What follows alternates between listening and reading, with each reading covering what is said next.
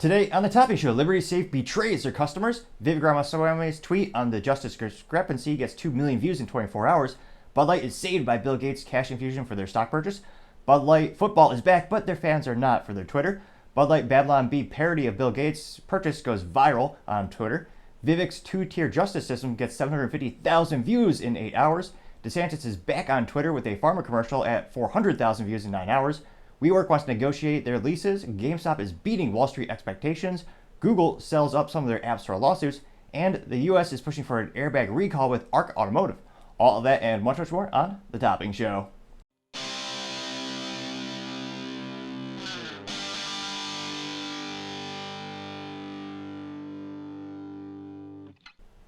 Thank you, everyone, for taking the time to tune in today. Today's episode of Topping Show is sponsored by Topping Technologies. Topping Technologies is an IT value-added reseller and services company with a special proficiency in IT security. Heck, I see their founder released twice today. Gotta say he's quite handsome and brilliant. He's me, that's a joke. If you're an IT leader or a business owner and need a little assistance, you can reach the team at sales@toppingtechnologies.com. Also, this month we're trying to get to 4,000 subscribers, so if you click that button, I would greatly appreciate it. Now, going on to the business part of the podcast, you have WeWork wanting to renegotiate all of their leases so that they do not go out of business. Now, this also subsequently caused their shares to drop earlier this week by 4.8%, trading at about $3.42 per share. That is pretty darn bad. Just face value, that's not a lot of money per stock or for a single share of a stock.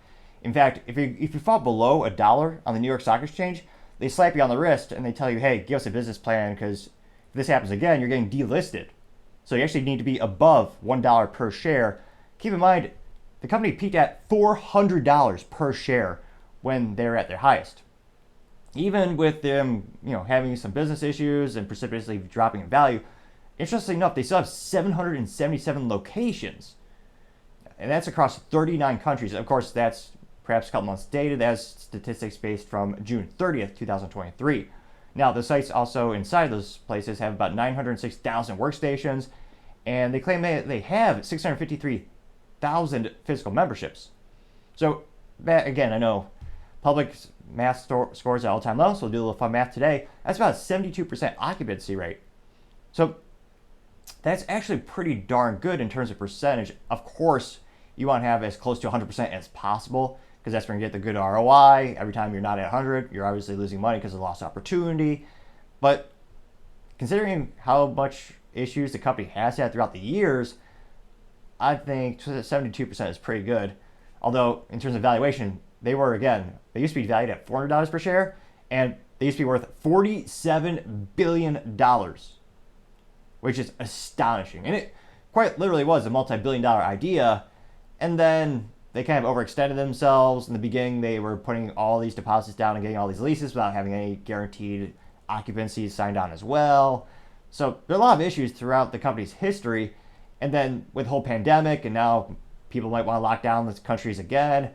What's that going to do in terms of the WeWork business? Are people just going to, again, work from home even more? I mean, anecdotally speaking, a lot of businesses my IT company works with in DFW, Dallas-Fort Worth, Texas, we noticed a lot of businesses, instead of having a traditional headquarters, they actually downsized dramatically to have more of they call it like a hotel offering. So it's one of those situations where there's a main office, but not everyone has an assigned seat, and it's more of an option. So like if you have customers coming in and you want to maybe host them for an event or a meeting, you have those facilities. And for the employees who do prefer working in a traditional office and they kind of thrive in that environment, they have a place to go. But it's sized down dramatically. And another thing we noticed is just getting rid of the headquarters completely and saving hundreds of thousands, if not millions of dollars in some cases. And of course, there's a lot of benefits to that business model, which is why we've seen so many companies moving away from the traditional headquarters. So I think that helped WeWork a little bit because instead of a traditional headquarters, some of them buy their employees a WeWork membership. But if the country starts to lock down again, it's becoming a political issue in the United States. So there very well may be some people who actually just ignore it completely, just go out whenever. There may be some people who acquiesce and they'll put on a mask and they'll stay home. There's a lot of variables that are going to hurt WeWork in the near future. It'll be interesting to see, is this concept going to survive long term? I think long term, I think it's still a good business idea, but Will it be profitable to have it on such a scale? That'll be interesting to see. And of course, it'll really depend on how much they can really renegotiate those lease agreements to see if they can get that price down to a profitable point. So it'll be interesting to see, but you know me, as I always say, time shall tell. Other interesting business news, you have GameStop beating Wall Street expectations, which is quite a rare feat for GameStop. Now, it looks like they beat their expectations for their quarterly revenue and actually reported a smaller than expected loss. Now, they actually attribute this thanks to stronger demand for not just video games, which of course they're around, but also for collectibles as well as consoles, which throughout the years is how the companies continue to stay in business. They've had a lot of losses and many leadership changes, but if you look at kind of like the GameStop you saw when you were a kid, that was with legacy hardware where you had to have a cartridge for a system. Although I would also say the good old days, you didn't have to wait 28 minutes or 38 minutes for it to update because they had to be connected to the internet, which is another variable to work with. You just slap that cartridge in. Sometimes there'd be some... The only troubleshooting you had on an N64 is you had to take the cartridge out and blow it, which would take a couple seconds. If you're really dedicated, you scrub it with a little bit of rubbing alcohol if you want to go above and beyond. But pretty darn simple. I kind of appreciate that. Now, GameStop, a majority of the profits come from used video games. As you transition from cartridges to CDs, now it's becoming it's become literally a digital product. An overwhelming majority of consumers are starting to choose having digital content in terms of they just download the video game from the servers, thereby getting rid of that main profit margin for GameStop. So they started to have little tchotchkes, collectibles, as well as the consoles themselves. So they definitely helped out, but the most profitable part of the business keeps decreasing in quantity. So that's what GameStop has been struggling with ever since the evolution of downloadable content, basically. Now, it looks like the shares actually did rise a little bit. Well, they went up about 6%, so that was pretty good. And it'll be interesting. They also hinted that the increase in revenue was primarily due to a, quote, significant software release, unquote, as well as increasing sales of new gaming hardware in international segments. But they did not elaborate on the software release. So that's kind of unusual. We'll have to wait for their 10K statement or their quarterly statement. Maybe they'll dive a little bit deeper to see what that really is. Now, it looks like the revenue actually rose 2% to $1.16 billion for the fiscal quarter ending July 29th. And GameStop actually said they topped expectations of $1.14 billion. That was according to 3 analysts polled by LSEG. Further analysis and further comments from the executive chairman and top shareholder Ryan Cohen has been steering GameStop towards more of an online-focused model as the chain, largely independent and physical stores, strives to rebound from the recent slump in sales. We also noticed that they've had a lot of leadership changes. The finance and chief financial officer stepped down last month, and it looks like that was the second biggest exit after they had the CEO step down over in June. And subsequently, you had Ryan Cohen, who was one of the largest shareholders of the company, become CEO, and he was also on the board of directors already. So it'll be interesting. He's best well known for founding the company Chewy.com, which was one of the most, actually probably the most successful e-commerce for pet supplies. And subsequently, I think they sold it to PetSmart or one of the largest other retailers. So it'll be interesting to see if the company can continue its growth rate as the market of video games continues to evolve and change and consumers are downloading more content. Now, my 3 cents, I know it should be 2 cents, but 40-year hyperinflation, all-time high, should be 4 cents really, but I'm a generous man, just 3 cents. Nope, still free to click that subscribe button.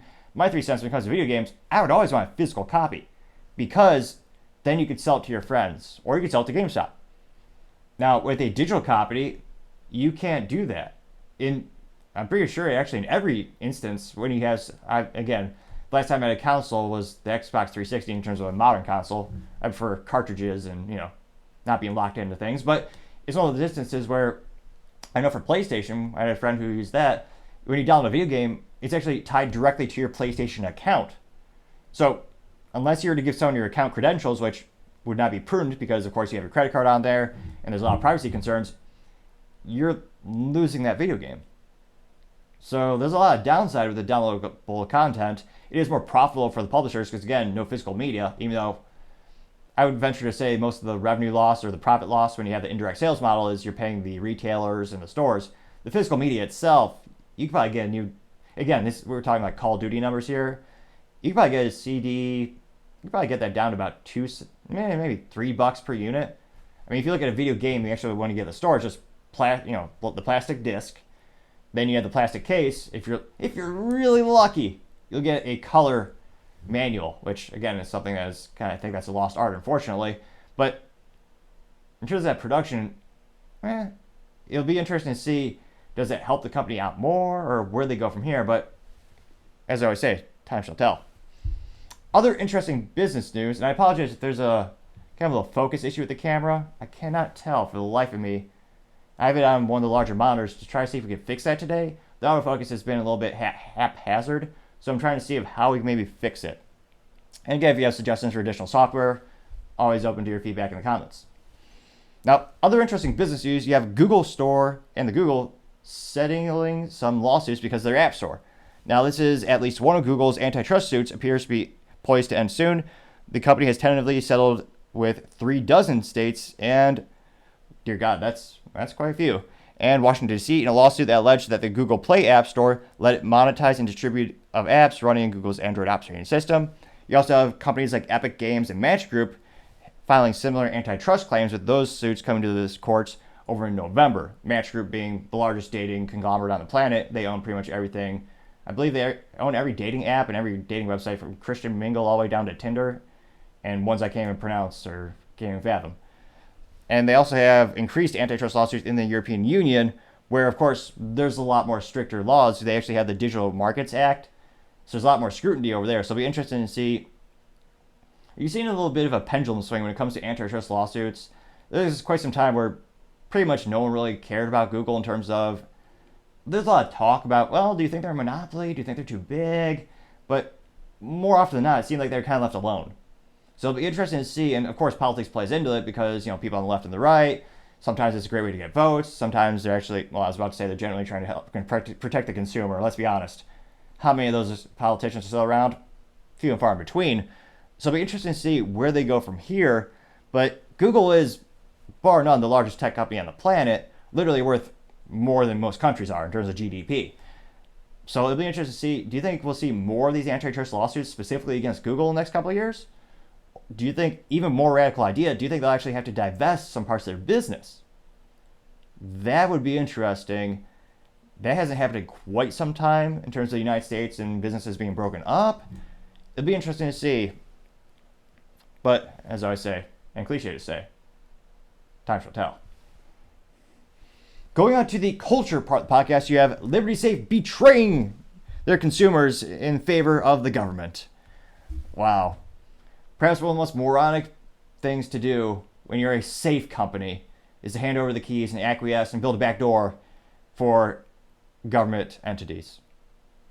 Which also, there's a myriad of reasons that's not good for security in terms of, well, now everyone who can access Liberty Safe can now get the codes. Let me dive deep. So they did post two things on Twitter to clarify, and this one they deleted. So let's see here. I want to read the one they deleted first. And they actually, for this one, I believe they disabled the comments, then subsequently deleted it. So this one is, again, this is a tweet from Liberty Safe, which I used to respect. American-made, great company. I mean, really strong safes. You can customize them however you want. I mean, I think they start at $1,200 and go up to like 12 grand plus. I mean, you could customize it like a Porsche. Now, in hindsight, I'm glad I never invested in one of them. I was actually thinking of getting one of them, but actually having to go to a different brand.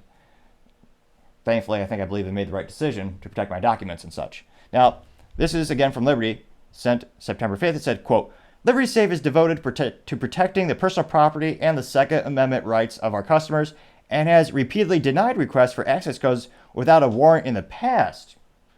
We do not give out combinations without proper legal documentation being provided by authorities. We regularly update our policies to ensure both compliance with federal and state law and reasonable customer privacy protections within the law. First and foremost, Liberty Safe is committed to preserving our customers' rights, and we will remain unwavering in those values. Now, I'm not too surprised they deleted it because they were so viscerally roasted or ratioed, as the youth might say on the Twitter, and there are issues with what they said in and of itself. Well, why do you have those codes? Why do you still have them? What's the purpose? Well, I would say there's no good reason to have them. Now, This is the one that is still, as for now, still on the Twitter. And again, this is within one day. You got 12.2 million views, which ironically is probably the best. It's the most popular advertising the company has ever had since, I believe, Demolition Ranch actually used a tank to shoot some of their safes, which is good advertisement. But it's not good when the most viral thing about your company is overwhelming negative. And this is something, in terms of politically speaking, it is actually a unification. People on the left and the right, everyone is concerned about their privacy. And even though they're known for being a gun safe manufacturer, I know many people who have bought their safes for legal documentation. Because again, they're fire resistant depending on what state, what business you're in. You have to hold on to documents. Well, every business actually has to hold on to documents in terms of receipts for 7 years for the IRS for compliance reasons. And depending on what industry you're in, you might have additional documentation that you have to legally store and protect. So there were people who were buying this for a myriad of reasons. Now, this is their little tweet, and they say, quote, on August 30, 2023, Liberty Safe was contacted by the FBI requesting the access code to the safe of an individual for whom they had a warrant to search their property. Our company protocol is to provide access codes to law enforcement if the warrant grants them access to the property. After receiving this request, we received proof of the valid warrant, and only then did we provide them with an access code. Liberty Safe had no knowledge of any details surrounding the investigation at that time. Liberty Safe is devoted to protecting their personal property and Second Amendment rights of its customers and repeatedly denied requests for access codes without a warrant in the past. We do not give out accommodations without proper legal documentation being provided by authorities. We regularly update our policies to ensure both compliance with federal, state law, and reasonable consumer privacy protections within the law. First and foremost, Liberty Safe is committed to preserving unwavering those values, unquote. So I do apologize. I actually do a correction on air. It looks like the thing I thought they deleted was a snapshot. So it was actually improperly cropped out. So it looks like the whole documentation has that little preface on the front. Now, this begs the question, why do you have those access codes to begin with? If someone is buying a safe, well, why would you still have the access codes? And apparently this is both for the digital as well as the good old-fashioned rotating style or mechanical style locks. Now that tweet got 12.2 million views, which is a good number of views, and they got 1,432 likes, which subsequently I could only guess there were feds that were liking it. And that's a 0.012% like ratio. Now, it looks like some of the top responses were one from Walleyes, Whitetails, and Whiskeys saying, quote, so let me get this straight. When my safe was locked up and Liberty's customer service told me to hire a locksmith, but they had a code and could have given it to the consumer and didn't, unquote. Now, that was subsequently liked by millions of people. And someone else, you have Colin Rugg. His response got, oh dear, that's quite a few. So this is Colin Rugg. I'll read his response really quick. He says, quote, again, it's from Colin Rugg, R-U-G-G. He says, quote, new, America's top gun safe manufacturer, Liberty Safe, gave the FBI an access code to a safe owned by someone who was present at the January 6th protest. We have officially found the budlight of gun safes. Enjoy going out of business, Liberty Safe. The situation is even worse. On August 30th, 2023, the FBI raided the owner of the safe, Arkansas man Nathan Hughes, who is a friend of the Hodge twins. Not only did they access his safe, but the FBI also allegedly turned off his home security cameras and held his girlfriend at gunpoint. In a statement from Liberty Safe confirmed, they gave the FBI Hughes code. Quote, Liberty Safe was contacted by the FBI requesting the access code to the safe of an individual of whom they had a warrant to search their property. Liberty Safe is devoted to protecting blah, blah, Second Amendment lies. So another issue is there's a big difference between having a warrant for a property and then having a warrant specifically to access the safe on the property. And a lot of people in the comments are subsequently agreeing with that statement. Now, this comment by Colin Rugg got 6.8 million views and 46,000 likes. Oh, that's gotta be the ratio of the year. So Liberty Safe got 1,432 likes. This guy, again, this is all within 24 hours. This guy got 46,000 likes. Quite an impressive discrepancy. Now, granted, 46,000 out of 6.8 million is 0.67%, but even then, that's a better ratio. Now, you also have Tim Pool, who tweeted, quote, I don't care that Liberty Safe gave codes to the feds. I care that they had codes in the first place. Liberty Safes are completely worthless, unquote. Very true. He got 1.4 million views and 23.3 thousand likes. And again, I think that's a big issue is why do they still have the codes? That defeats the entire purpose of a safe. Now, to me, there's two reasons that I'm irate and a little disappointed in this company.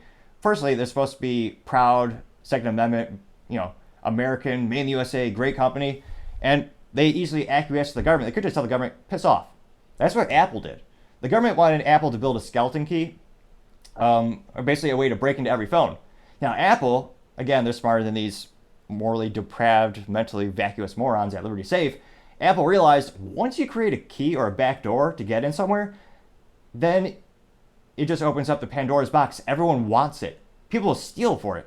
Now, when it comes to this, what if I want to break into someone's safe? Well, I can just break into Liberty Safe. I'm going to make some blanket statements when it comes to manufacturers in terms of, based on this company size, I could probably gauge their IT cybersecurity spend. Now, you could probably, I shouldn't say probably. You could easily, with the right resources, break into their system. And then all of a sudden, what if a hacker gets access to all of those access codes?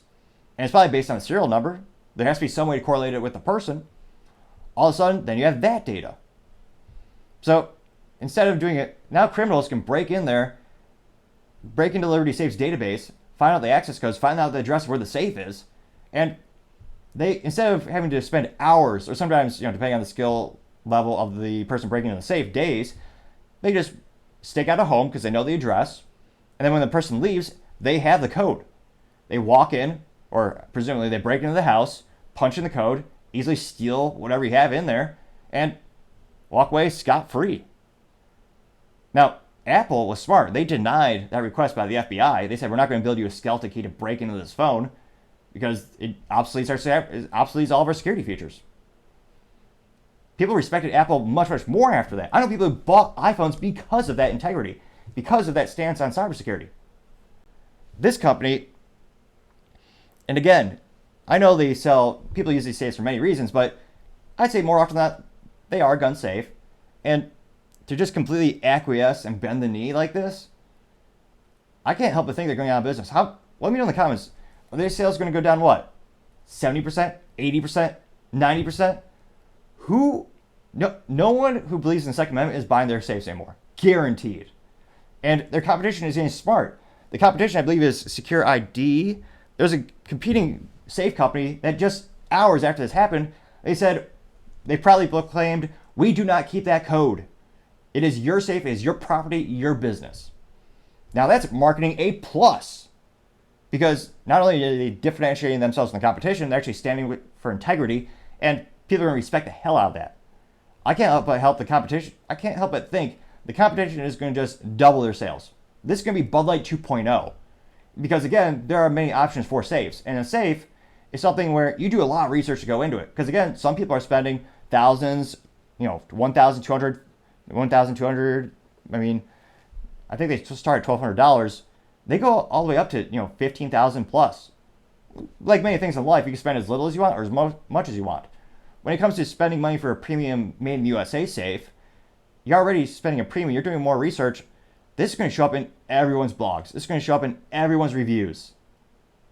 There are already people talking about how to bastardize their safes, or in this case, make it better, ripping out the locking mechanism and putting in a competitor's locking mechanism.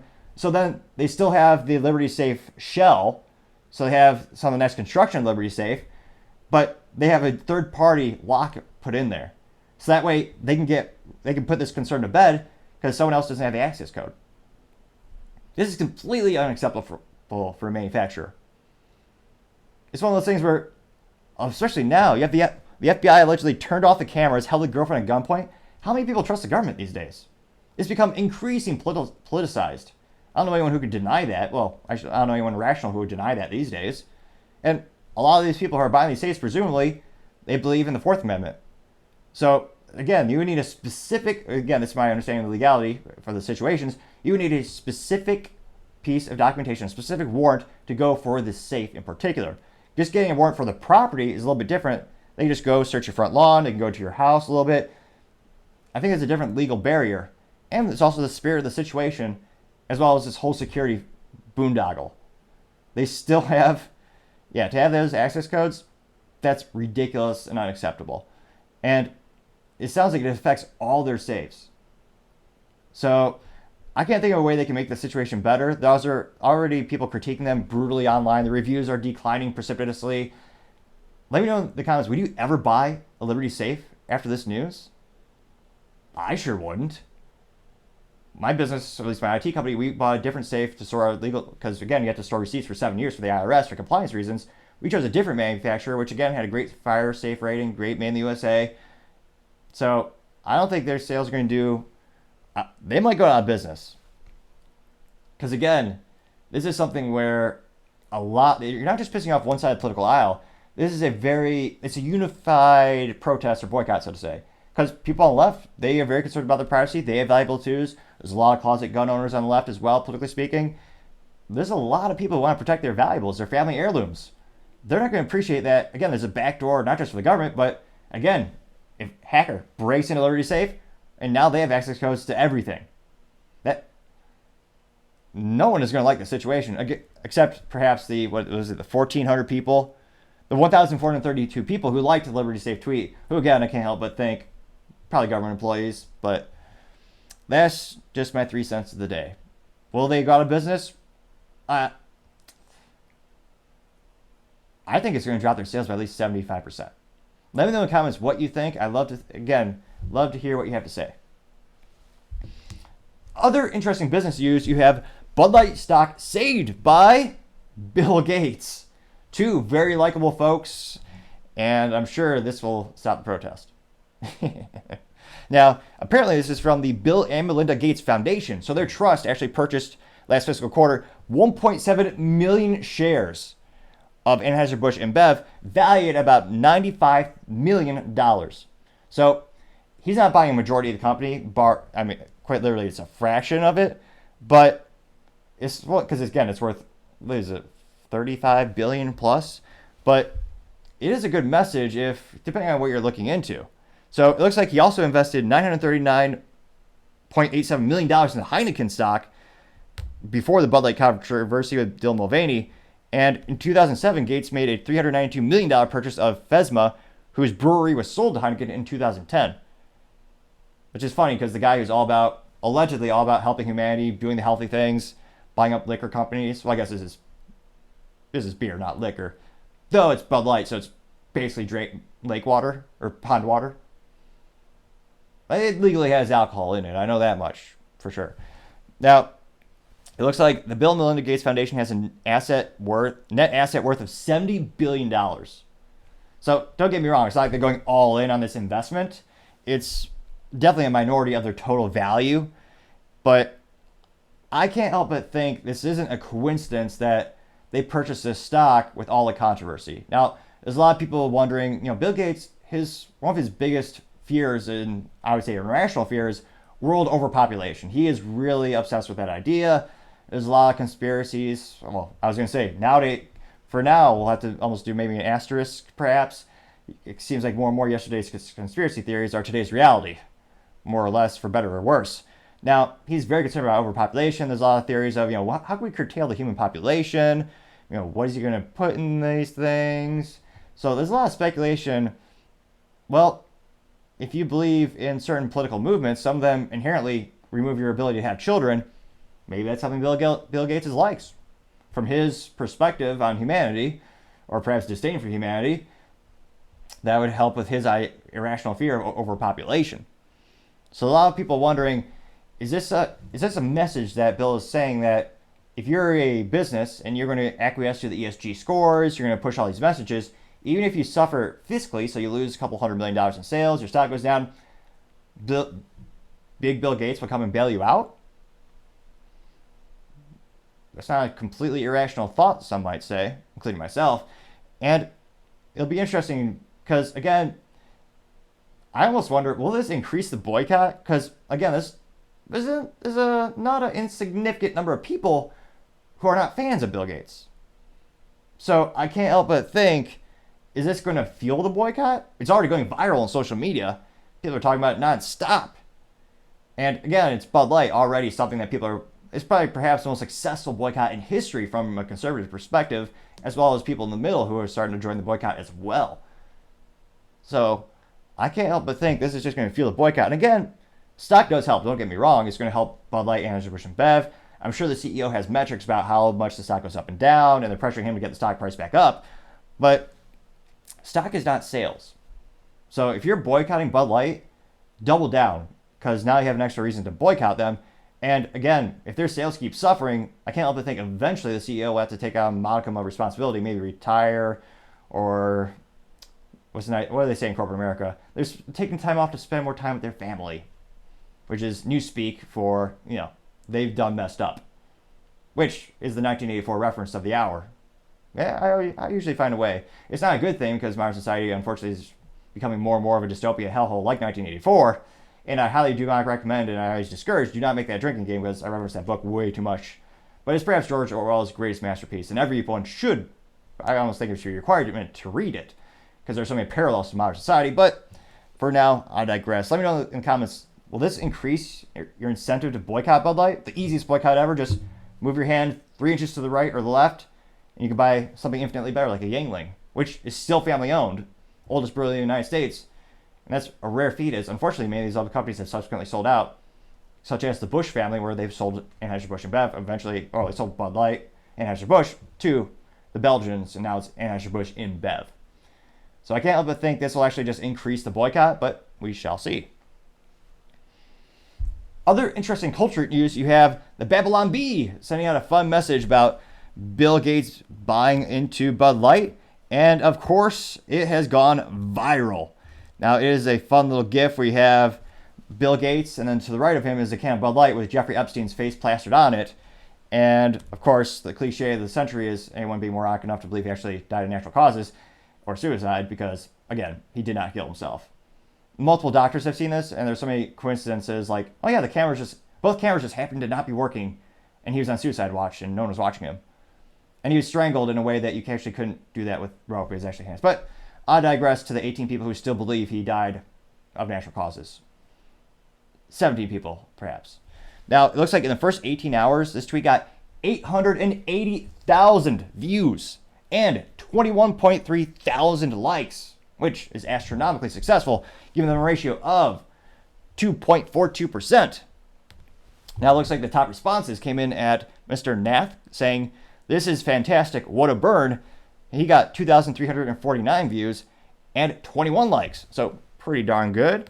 Subsequently, you have someone called Just a Dude, which subsequently I'm pretty sure he is just a dude. He said, quote, "Is Liberty Safe next?" unquote. And he had a meme in which he had the Liberty Safe filled with cases of Bud Light, and he got 1,034 views and 51 likes. So pretty darn successful. You also have Mr. Ed Howard saying, quote, and this is perhaps one of my favorites, and the best ratio. He says, "Available in a 36-pack, one for each trip Bill made to the island," unquote.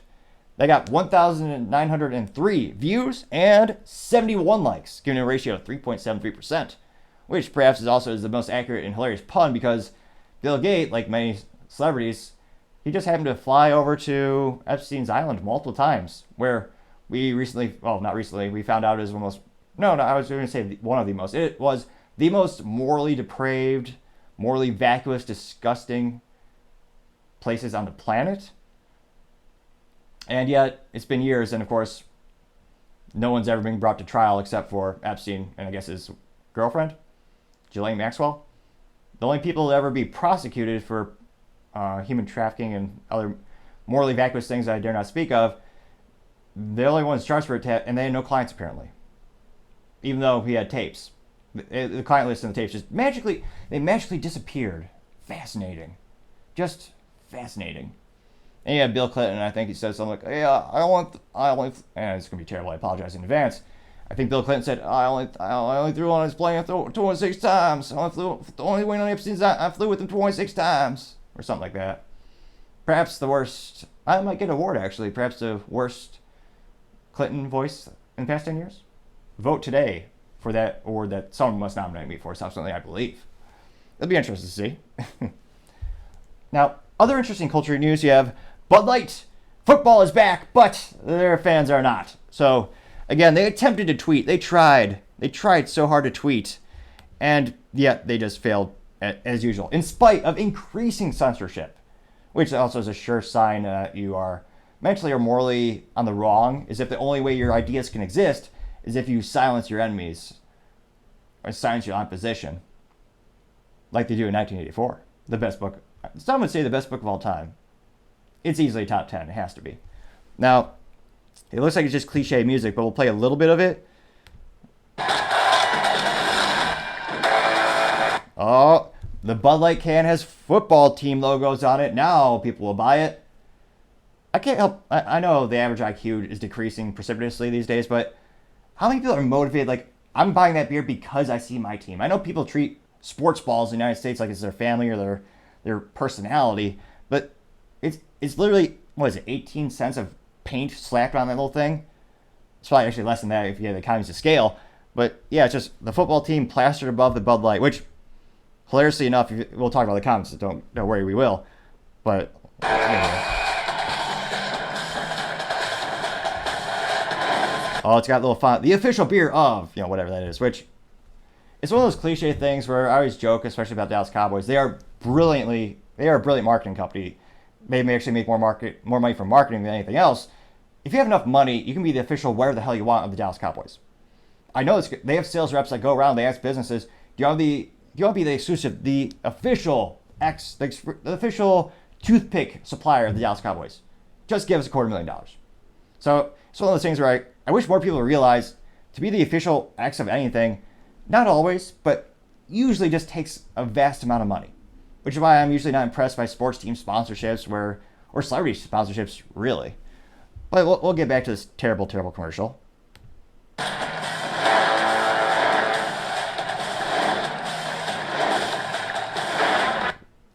I was going to say, I don't know who does these commercials, but they're poorly produced. They're just zooming in on the can and slightly rotating it with not even music. It's just loud.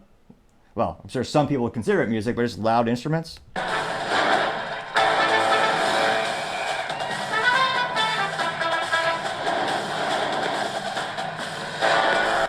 It says easy to drink. False advertising. It's not easy to drink unless you're already, presumably, as the youth might say, hammered. It's quite repulsive, repugnant, disgusting. It's quite difficult to drink, I would argue. So that's false advertising. They say easy to drink, and then they have the audacity to say easy to enjoy? Certainly not. When was the last time you enjoyed a Bud Light? Even in college, which is, when I think of Bud Light, that is the cliche college staple. Now, personally, I always preferred spirits because, less calories. You gotta look sharp. But it was one of those things where, did anyone really enjoy it? Like, I feel like a lot of people just pretend to like beer in general, but like with Bud Light, like, it's just known for being the cheapest beer in college. But that's just my 3 cents. Let's keep going. It's almost done though. It is funny. So they got, again, this will be a fun the test of sports balls knowledge. So they got a picture of a arrow. I think that's the Kansas Chiefs. You have a picture of a bull, which I think is a Houston Bulls. Who knows? You have the little, what is it? Not an otter. You have the dolphin. So, yeah, Miami Dolphin. That's something. An orange helmet. That's terrible. I'm going to guess Cleveland Browns, maybe? You have the Hawk. So, okay, I know Seattle Seahawks.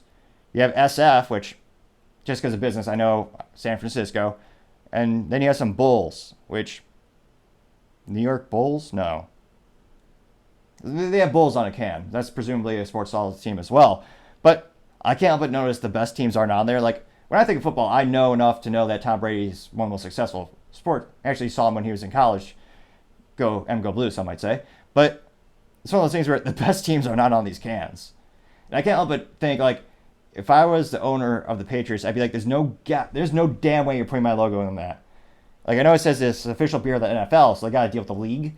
But I wonder if this was specifically carved out so that I would think the teams would have to have the permission, so it'd be an individual contract as well as a league contract. But I can't help but think a lot of the teams would say, there's no way in hell you're taking our logo, which, again, when we talk about sports balls teams, the most important thing is the brand. Like beer itself, people are paying for the logo. They're paying for the brand. It's not just the taste of the swill or the beer, or in this case, the sports balls experience of seeing the players. The players come and go. The logo, well, unless you're the morons who rebrand Washington Redskins, is forever. So, 4 seconds left. It's almost done, but it's painful. Well, that was an exciting ending.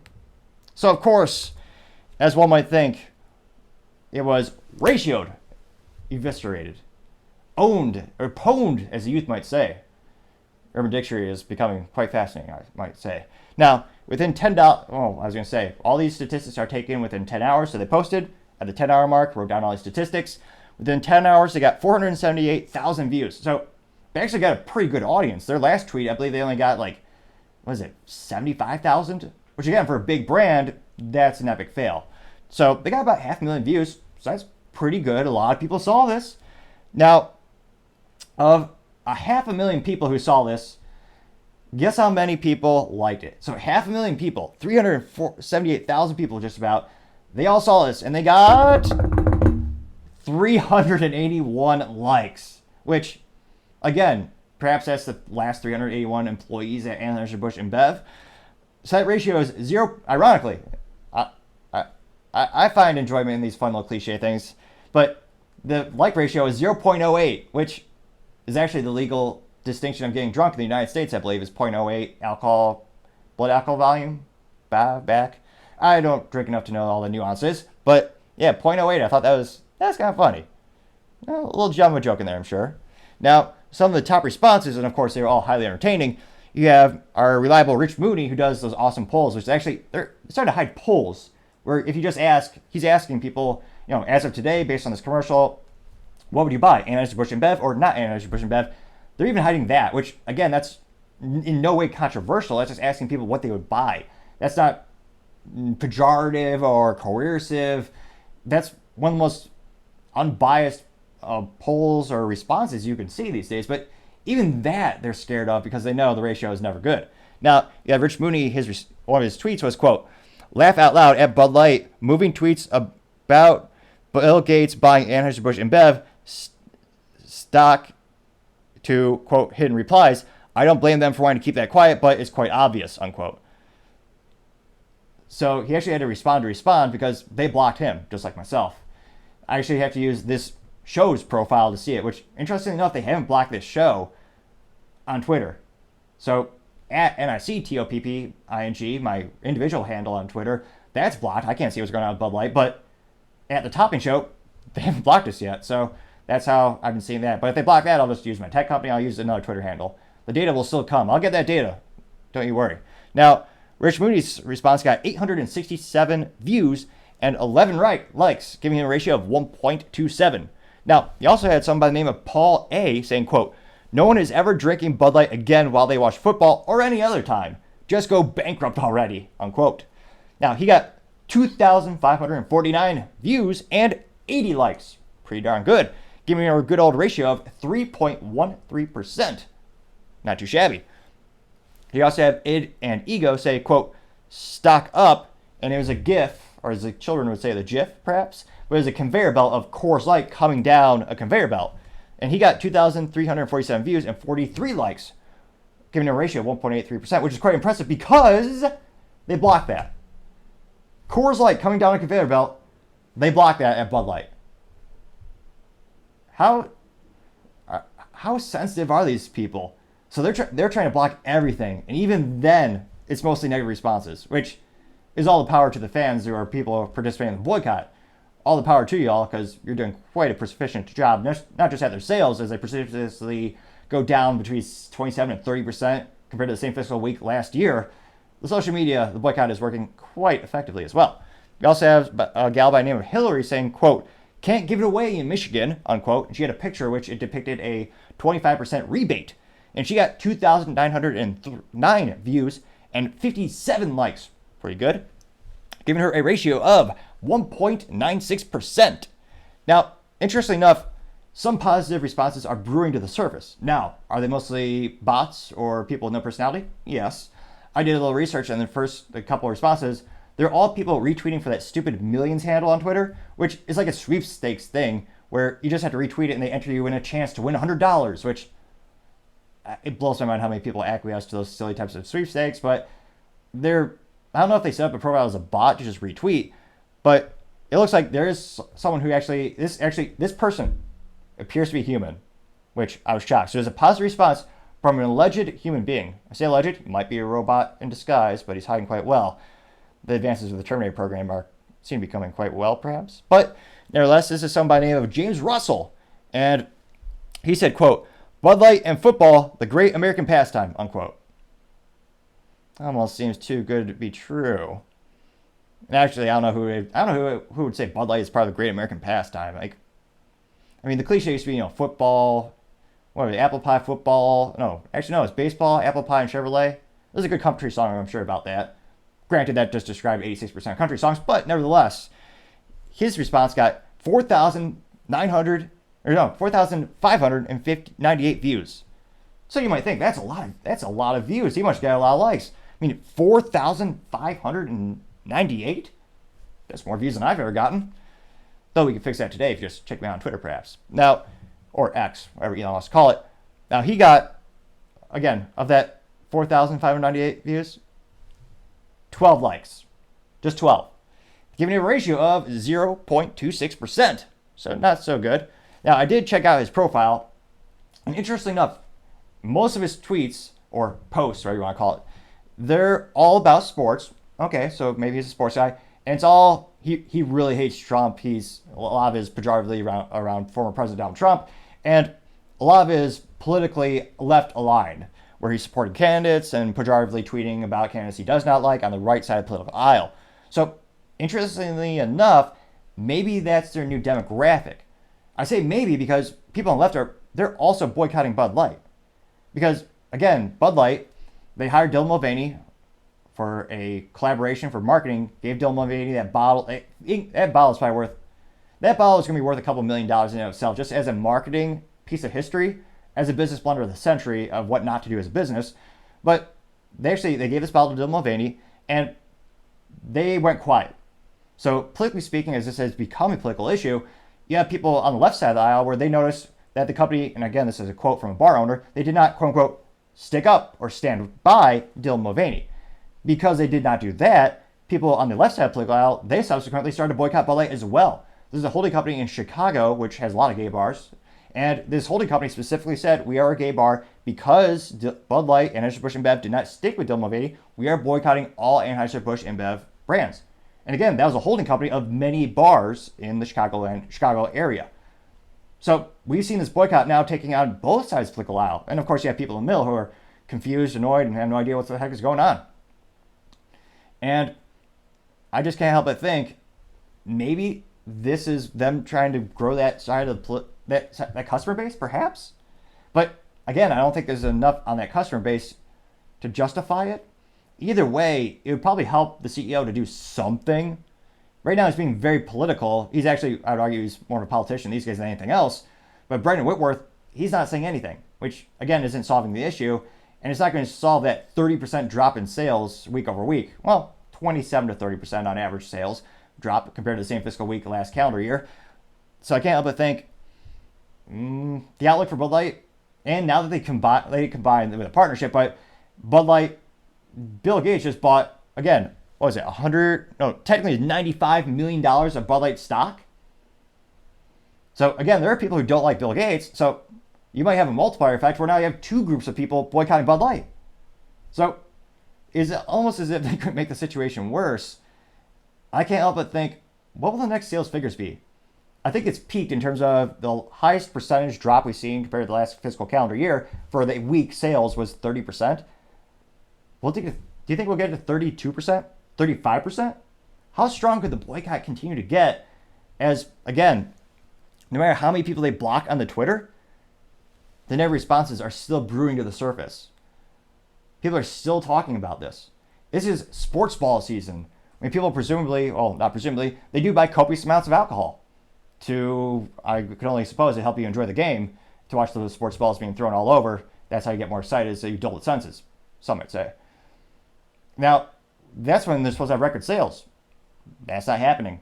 The times of the year when they had their record sales are now their worst times of the year. So that, we saw this with the 4th of July. They did terribly. So I can't help but think, as the sports ball season started off, it's going to make the situation worse.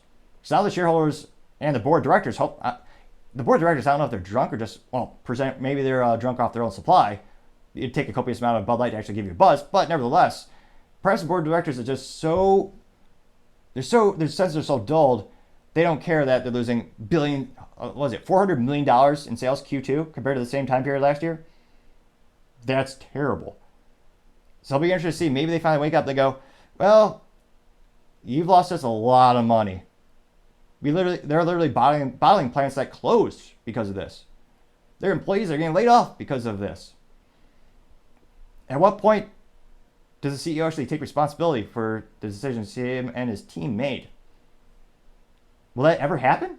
Let me know in the comments. Do you think he will ever step down as CEO? Do you think it will just take one more fiscal quarter of sales dropping precipitously? Or will they give him more time? If you look at the trend of their stock long term, they're still doing okay. Don't get me wrong. It's not like it's dropped like BlackBerry back in the day, but they're still losing all the gains that they would normally have. And even with spending a record amount of money on advertising, it's not increasing the sales. Because again, I keep comparing it to a bad relationship where you have a husband or a wife do something terrible and try to buy back the love. They try to come back home with a trinket, like some flowers or some jewelry.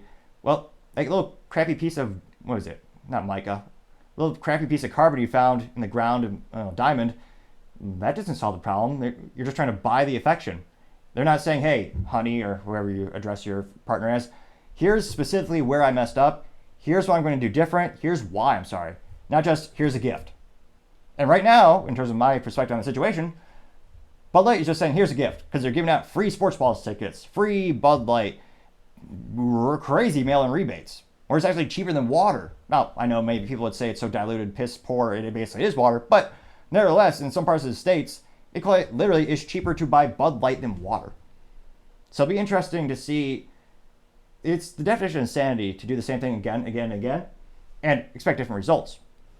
That's what they've been doing. Will they change? Or perhaps the more accurate question is, when will they change? Because they'll have to make a change, presumably. The shareholders aren't going to be happy that, again, Bill Gates is propping it up a little bit with his purchase of stock, but they're not going to be happy with the sales. Because again, the company should be thriving during this post policy season. They're doing terrible. Let me know in the comments. Do you think this will, maybe they'll get to 35% less sales compared to the same fiscal period last year?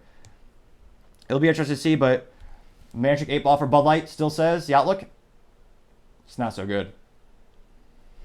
And ironically enough, the actual liquid inside a Magic 8 Ball, although it's probably toxic, presumably would taste better than a Bud Light. That's perhaps the burn of the day. Maybe we'll do that. Let me know. Now, going on to the political part of the podcast, you have Vivek Ramaswamy's tweet on the July 6th charges versus Antifa getting 2 million views in 24 hours. Now, interestingly enough, the responses were mixed. So he is especially proficient at utilizing social media. And again, very few other candidates are. Nikki Haley, all the rivals right now, with the exception of Trump, there's one tweet that basically broke the internet, getting over 230 million views. It's one of those instances where the competition is not getting a fraction of these views.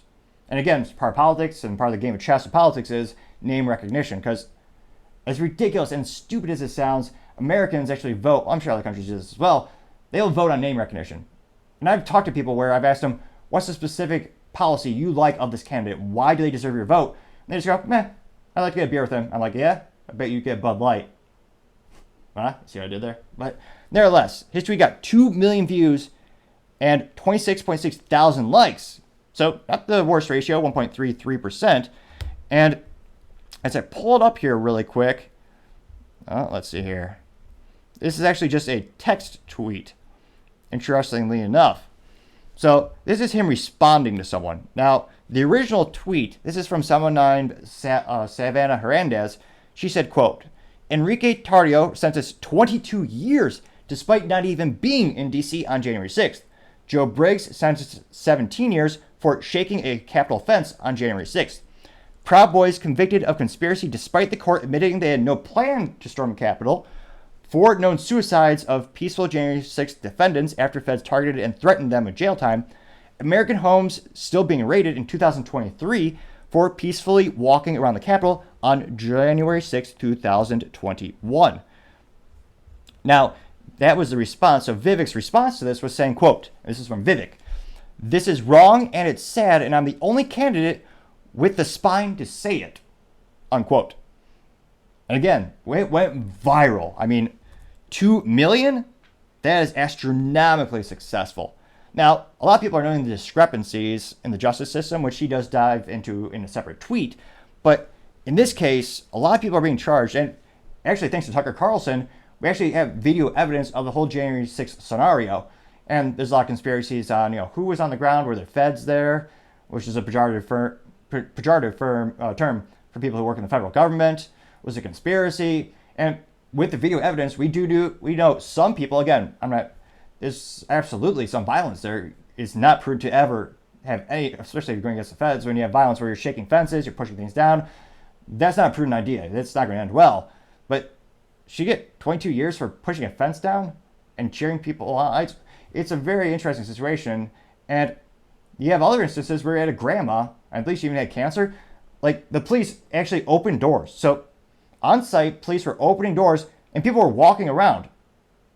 So my pessimism, or perhaps the thing that makes me think twice, is how quickly that January 6th instance was used as a political mechanism for the midterms. Because that's all we heard during the 2020 midterms.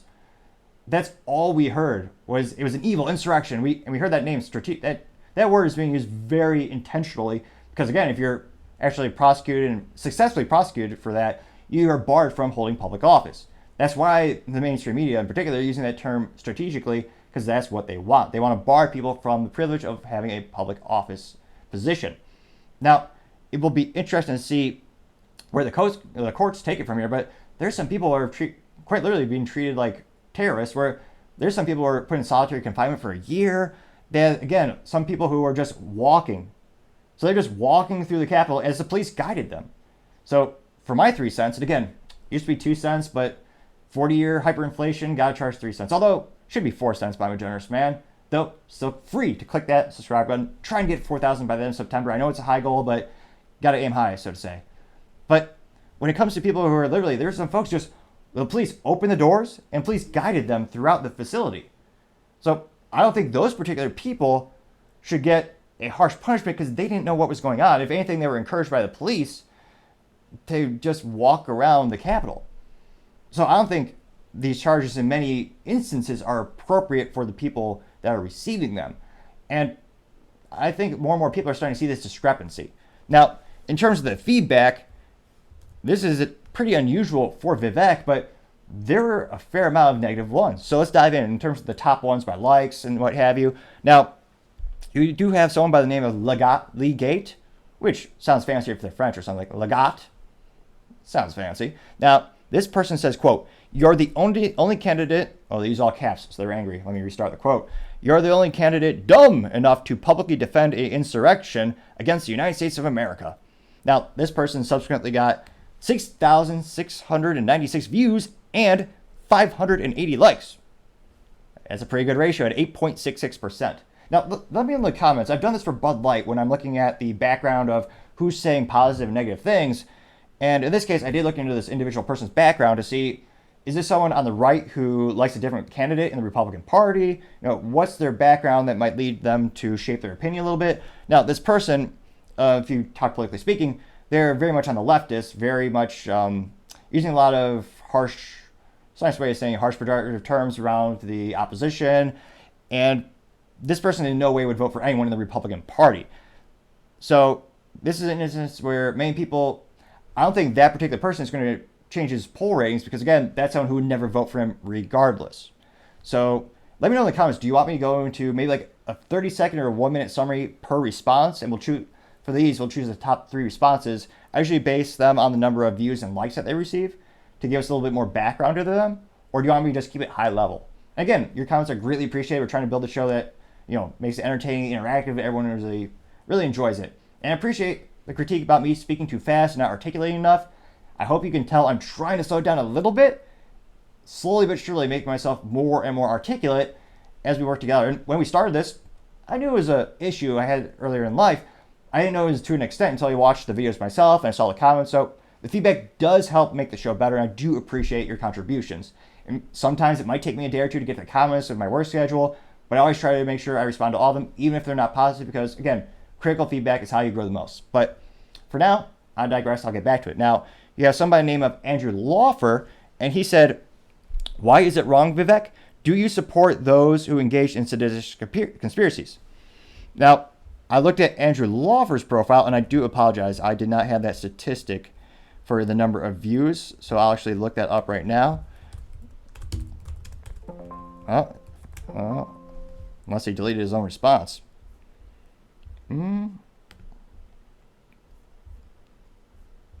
Oh, maybe he did. Maybe I shamed his response? Or his boss made him delete it? Interesting. Did he get rid of his own response? Yeah, L-A-U, let me control paste that, Andrew, L-A-U-F-E-R. Oh, he's got a blue check mark, so he is legit. Just like me. Well, let's see here. Repost. Where is his replies? Real-time research right here. Let's see, responded. Let's see. Oh, this guy hates. Most of the responses are very pejorative against Tucker Carlson. Jeez Louise. Okay, this guy has a career on Twitter. I mean, it's not literally his job, but he's posting every hour of the day? Jesus. Yeah, I apologize. It's going to take way too long to find the statistics on the views. Needless to say, he did get a couple thousand views. It is one of the top 3 responses for that tweet. And again, he's saying, what is wrong with you? And I did some research on Mr. Andrew Laufer, and on his profile, I'm not putting words in his mouth. He has a hashtag BLM, which in the United States, that's become, again, not a political party in and of itself, but it's something that many people identify politically being more on the left. Now, is one of those instances where he also said his profile, a lot of the responses are him quite literally hating Trump. So again, will this affect Vivek's polls? I don't think so, because again, this is someone who would not vote for him. I'm not saying all these critiques are wrong. What I'm saying is I don't think it will have an outcome negatively on Vivek. Now, you also have Drew, who is a veteran, and Drew said, quote, "They've been made an example of to tell people," quote within a quote, let me reset that. You have Drew saying, quote, "They've been made an example of to tell the American people," quote, "go home and try this again," quote, "I dare you." Now, he got 11,200 views and 586 likes. So not the best ratio, but a lot of likes, giving it a 5.23% like ratio. So it's fascinating to see. I think perhaps as Vivek has raised in popularity, I think more people who are opposing of him are going to start following his profile and starting to critique him. That might shape the public perception of him a little bit as more and more people are seeing these different conversations, these different perspectives, and it's being brought to the forefront. So maybe it'll affect him in the polls, now that I think about it, but I don't think it'll be a significant percentage in the polls. But it'll be interesting to see. As I always say, time shall tell. Other interesting political news, you have Vivek on the 2-tier justice system getting 750,000 views in 8 hours. Jeez Louise. I was going to make a joke about me not getting that many views and being on Twitter for 8 years, but I think I did sign up in college technically because the professor, they gave it out an answer. But no, I was going to say, even with all that time, I've not got close to that number of views. So you have, and actually pull that up really quick here. And again, this is a text, so, I was going to say within a day he broke 1 million. Pretty impressive. Now, this is a nice little quote from Vivek, so I'll say it right now. Quote, "America now has a 2-tier justice system. Antifa and BLM rioters roam free while peaceful January 6th protesters were imprisoned without bail. Biden's, quote, Department of Justice has executed over 1,000 arrests for nonviolent offenses related to January 6th, casting a dark shadow over our Lady Justice and foundational principles of our legal system. To unify our country, I commit as president to pardon all Americans who were targets of politicized federal prosecutions and those denied in due process. This includes all peaceful, nonviolent January 6th protesters who were denied their constitutional rights. I will end the weaponization of police power in America. Every Republican candidate must be clear where they stand on the hard issues," unquote. Now, in terms of the feedback from that tweet, again, he got 750,000 views in 8 hours, which is fantastic. Now, in terms of feedback, and actually to expand on his point, he is very articulate. He's saying and specifying the nonviolent participants, because there were some people who got violent. Those people should be appropriately prosecuted. in my 3 cents, I think they're being over prosecuted, or they're giving him a harsher sentence. You had a gentleman who burnt down a police station as part of a BLM riot, and this gentleman got 4 years in prison. So he burned down a police station, which some might argue is even attempted murder if there's people inside. That's not. I'd have to dive more into that specific case, but he got 4 years for burning down a police station. And in some cases, again, this guy was pulling. Again, it was one of those not cheap, but those standy fences the temporary fences that they put up. You have one guy just moved a fence, and he incurred and allegedly someone came out and said, "Hey, we did it." He says, "Hey, good job." You getting 20 years? That I don't know in any way how people would think that's fair, but there are some people who do in fact think that way and will be voting in that regard. Now, I think that's going to help Vivek get more people on his side, actually, especially in the middle. And because I think there's a lot of people in the United States who feel there's discrepancy in the justice system. I was going to say, look no further than Hunter Biden. But so there's instances where a lot of people feel alienated, and a lot of people are starting to notice, well, especially think of the January 6th, a lot of people being charged for pretty harshly. But you had groups of people who, again, it was 30 people died from the BLM riots or the George Floyd riots. So that's quite a pretty penny, and 30 people died, I believe. $2 billion in damages, 30 lives lost. And yet they're being bailed out. Kamala Harris actually proudly said and set up a fund to bail people out during those times. Interestingly enough. Now, in terms of the top responses to Vivek, we have Charlie Kirk saying, "Amen." That simple response got 7,939 views and 185 likes. Pretty darn impressive, getting a like ratio of 2.3%. Not too shabby. You also have the second top response from someone named Glenda. This person said, quote, "Aren't Antifa and BLM now being paid by the government to riot and loot," unquote. This person got 391 views and 8 likes. So not the best like, but still got a 2.04% like ratio. You also have somebody named Brian Dawson saying, quote, "Whoa, this is big. I had no idea BLM and Antifa protesters tied to overturn an election and disrupt our official congressional proceedings and the peaceful transition of power, violating the rights of American citizens. Thanks." So we do see some negative responses joining in as well. This person got 5,222 views and 238 likes. So a 3% ratio, which is the best thus far, actually. You also have a gentleman by the name of Saib Bilval. This person said, quote, "You're a pharma scammer," unquote. That person got 9,724 views and 194 likes. Pretty darn good ratio at 2%. So, as he has more and more comments that many people, I would say, would perceive as more politically charged or more controversial would be the best word, I would say, you are seeing more negative responses start to brew to the surface. I would say, looking at his Twitter the past couple months, it'd probably be 70-80% positive. He had a little bit of a hiccup when it comes to talking about censorship in terms of children should not be on social media. And that was very much mixed results. Actually, that was, I would say, probably about 70% negative against him. I would argue that the nuance being lost is that he should specify the government's role in that and how they should or should not play a role, and how, my 3 cents, you should have a cultural practice that discourages children from using social media as opposed to the government having intervention, with the exception of TikTok, which is just Chinese spyware and actually used to make our kids actually dumber with the things they push in front of them and promote in front of them. And again, that's just not based in the United States. There's a lot of arguments on that as well. And it's being banned from federal devices. So there's some precedent in that regard of it being banned. But interestingly enough, he is having some more tweets go viral. There are some more negative ones. I don't think these people would vote for him to begin with, but what are the people who are seeing that? Are they being swayed by that? And let me know in the comments, of course, if you want me to dive deeper into the background of the people who are commenting.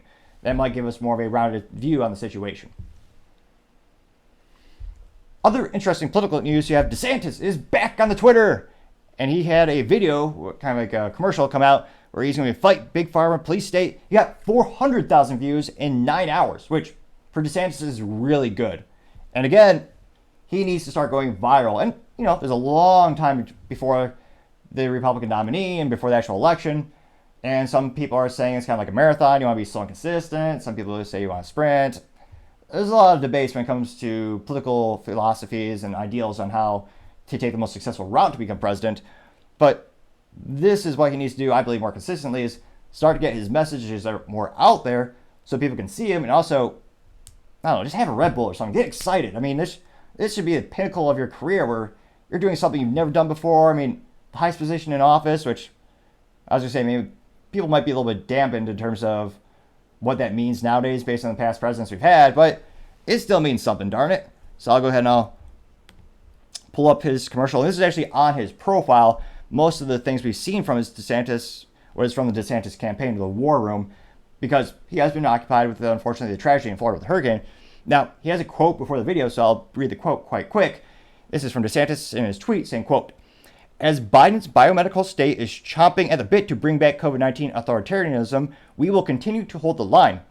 As your president, I will usher in a reckoning for those who devise the failed and destructive biomedical policies that caused damage throughout the country, because until there is accountability, they will try to do it again." And again, here's the response or the views: 400,000 in 9 hours. For him, that's really good. I'll play that really quick.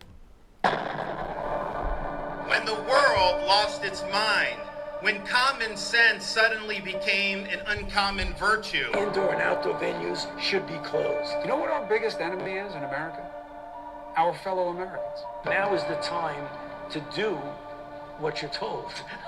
You got to do something draconian. Florida was a refuge of sanity. Mandates, lockdowns, fines. We're just not doing that. They are not effective. Let me tell you that right now. I don't think government has a right to put these people out of work. If the rest of the country had done everything that Ron DeSantis said and did in Florida, we'd be in a much better place. If you're trying to deny kids a proper in-person education, I'm going to stand in your way. When Ron DeSantis decided to think for himself and use common sense, the experts said he was a murderer. Wrong again. Turns out Florida handled COVID the best. If you are trying to lock people down, I am standing in your way. Music is quite good as well, I have to say that.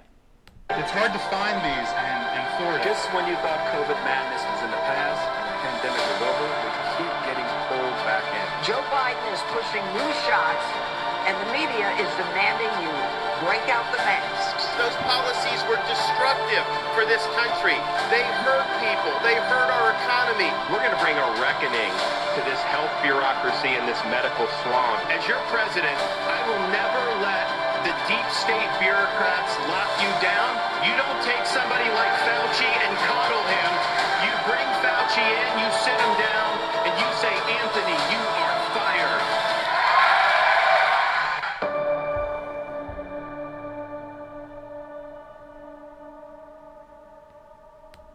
Now that is probably one of his most compelling campaign ads that he's put out. And there's a lot of people tuning in because, again, a lot of businesses were destroyed during the lockdowns when the government, with the force of a gun, they actually said, you have to shut down or else. You have to do this or else. So a lot of businesses were destroyed forever. So a lot of people, I think, are going to resonate with this particular message from DeSantis. And again, if he's going up against Trump, Trump is a forerunner in every poll. I would definitely, if I was Ron, I'd highlight the fact that he would fire Fauci, because a lot of people did not like the fact that, well, Fauci was the most paid government employee ever. Also killed beagles and grandma. But it's one of those instances where there's a lot of people that do not worship Fauci like many used to. And it's crazy enough, there were people making t-shirts and votive candles to him during the pandemic, which, ridiculous, I would say. So I think a lot of people are going to resonate with this particular message. A great move on the political chessboard, because again, I think he needs to get better when he's interacting with people in terms of being energetic. But in the commercial he just put out, again, some of those are clips from debates and such, he looked energetic, which is what he needs. He needs that. They just need to invigorate that into his campaign, because again, that was something that was lacking during his campaign. He's had a lot of issues when he kicked it off on Twitter, where he just didn't sound enthusiastic. Again, it was only audio, wasn't visual on Twitter. For that, what was supposed to be a big announcement, everyone kind of already knew. So for a while, his campaign felt like it was running out of gas, so to say. And I think this is going to be, he needs more commercials like this that highlight he really needs to focus on the successes he had as a governor and say how he's going to translate that into the country's success. That's going to be the key, I believe, to his messaging, is highlight that. Because again, he has had a good run in Florida. He won in record numbers. A lot of people who were a lot of people who were Republicans moved to Florida partially because it's already a Republican place, but he did have massive success. So it'll be interesting to see how many people does this really resonate. Well, let's go to the comments and find out. So in terms of the 405, actually specifically 405,000 views in 9 hours, quite good. He got 3,976 likes. So not the best ratio at 0.98%, but not the worst. We saw 0.03 when it comes to Liberty Safes. Perhaps that'll be the business blunder of the century. It'll be interesting to see. I'm waiting for really going to wait for their sales to come out and perhaps for the reviews to drop precipitously to put it specifically in the business blunder. But it was for sure. But I digress for now. When it comes to the responses, you have someone by the name of Unfiltered Boss saying, quote, Trump, we need a reckoning for what they are doing to me. DeSantis, we need a reckoning for what they're doing to you. The choice is clear, unquote. That person got 80,600 views and 641 likes, which that's a lot of views and likes. Now that gives them a ratio of 0.79%. Pretty good. Not the best. Did not beat DeSantis, but now you have Chris Loshiff saying, quote, it's important to recognize that the suspension of our constitutionality protected liberties is never an option regardless of how unprecedented a crisis is. It can never happen again, unquote. Always gotta like when there's grammar in there. It's like, try to read it word for word, but some of the grammar just, Now, nevertheless, this person got 2,688 views and 137 likes. So that gives them actually a really good ratio at 5.1%. Pretty darn good. You also have a name by the gentleman of Josh Powers saying, quote, when tyrants were running wild, DeSantis stood for sanity and the rights of the liberties of individual.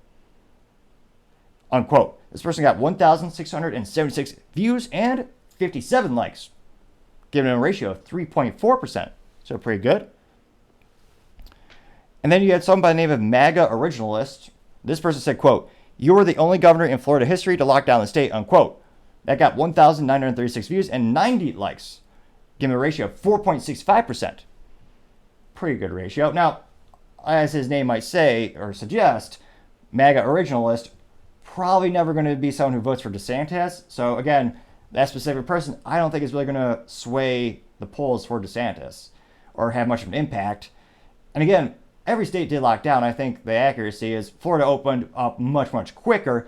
It didn't acquiesce to all of the demands. So there's little nuances there as well.